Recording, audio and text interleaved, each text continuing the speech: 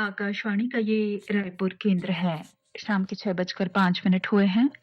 जिले की चिट्ठी में लीजिए सुनिए। बेमेतरा जिले की चिट्ठी आलेख सुजीत शर्मा का है। श्रोताओं नमस्कार। जिले की चिट्ठी के आज के अंक में हम लेकर आए हैं बेमेतरा जिले की चिट्ठी। इसके जरिए हम आपको अगले 5 मिनट में जिले में चल रही विभिन्न गतिविधियों से रूबरू कराएंगे। श्रोताओं, प्रदेश में जनगणना 2027 के तहत स्वगणना का कार्य 16 अप्रैल से शुरू हो गया है, जो 30 अप्रैल तक चलेगा। इसके तहत कोई भी नागरिक निर्धारित ऑनलाइन पोर्टल के माध्यम से स्वयं, अपने परिवार और मकान से संबंधित जानकारी दर्ज कर सकते हैं।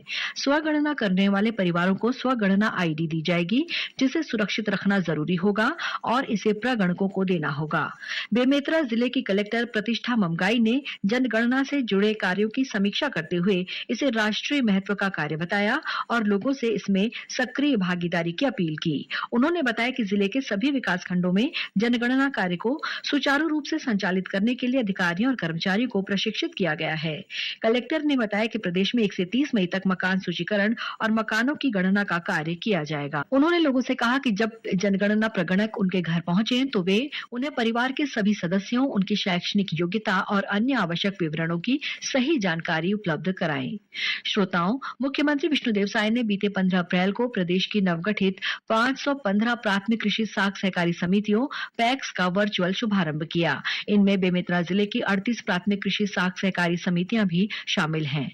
जिले के झुलना गांव में आयोजित कार्यक्रम में नारायणपुर सेवा सहकारी समिति के अध्यक्ष लालन यादव तथा मारो सेवा सहकारी समिति के अध्यक्ष नरेंद्र साहू सहित अधिकारी, कर्मचारी तथा किसान शामिल हुए। इस अवसर पर श्री यादव ने कहा कि नई सहकारी समिति के गठन से किसानों को खाद, बीज और ऋण की अन्य कृषि संबंधी सेवाएं अब गांव में ही मिलने लगेंगी। उन्होंने बताया कि ग्राम झुलना की सहकारी समिति में करीब 1100 किसान पंजीकृत हैं।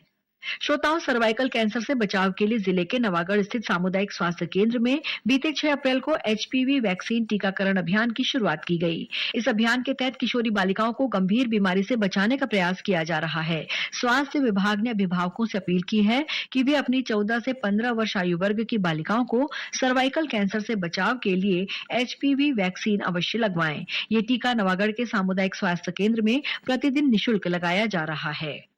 श्रोताओं, कलेक्टर प्रतिष्ठा ममगाई की अध्यक्षता में हाल ही में स्कूल शिक्षा और आदिम जाति कल्याण विभाग की समीक्षा बैठक आयोजित की गई। बैठक में कलेक्टर ने कक्षा 11वीं और 12वीं में अध्ययनरत विद्यार्थियों के जाति प्रमाण पत्र 30 अप्रैल तक अनिवार्य रूप से बनाने के निर्देश दिए। मुख्यमंत्री स्कूल जतन योजना के तहत चल रहे निर्माण और मरम्मत कार्यों की समीक्षा करते हुए कलेक्टर ने कहा कि सभी कार्य निर्धारित समय सीमा में गुणवत्ता के साथ पूरा किया जाए। कलेक्टर ने राज्य छात्रवृत्ति योजना के तहत सभी पात्र विद्यार्थियों को छात्रवृत्ति राशि का भुगतान सुनिश्चित करने के लिए जिले के सभी संस्था प्रमुखों की बैठक आयोजित कर लंबित प्रकरणों का जल्द निराकरण करने को कहा। श्रोताओं, जिला विधिक सेवा प्राधिकरण के मार्गदर्शन में पिछले दिनों राका गांव में 1 दिवसीय विधिक जागरूकता शिविर का आयोजन किया गया। शिविर के दौरान अधिवक्ताओं ने मानव तस्करी और व्यावसायिक यौन शोषण के पीड़ितों के लिए कानूनी सुरक्षा पर जोर दिया। उन्होंने बताया कि ये कानून मानव तस्करी, जबरन वेश्यावृत्ति और यौन शोषण के शिकार महिलाओं, बच्चों तथा अन्य पीड़ितों के संरक्षण के लिए बनाई गई है। इसके अंतर्गत पीड़ितों को निःशुल्क कानूनी सहायता, न्यायालय में सहायता, पुनर्वास, सुरक्षा तथा मानसिक, सामाजिक और आर्थिक सहयोग प्रदान किया जाता है। अधिवक्ताओं ने ग्रामीणों से अपील की कि वे किसी भी प्रकार की कानूनी समस्या या अधिकारों के हनन की स्थिति में जिला विधिक सेवा प्राधिकरण से संपर्क कर निःशुल्क सहायता प्राप्त कर सकते हैं।